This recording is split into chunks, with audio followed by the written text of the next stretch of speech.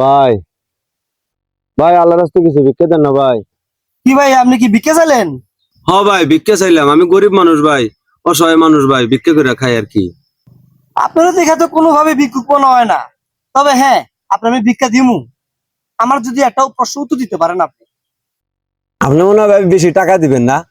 হ্যাঁ আচ্ছা কোন আপনার প্রশ্নটা কি আমি কমু। প্রশ্নটা হইলো, আপনি ভিক্ষুক না ফকির, এটার উত্তর দেন আগে। ভিক্ষুক না ফকির? ভাই আমি তো ভিক্ষুক। আপনি ভিক্ষুক হইলে আমি তো ফকির। আমি ডেলি কামালে 1,000 টাকা, আর আমার পকেটে একটা চা খাওয়ার টাকা থাকে না।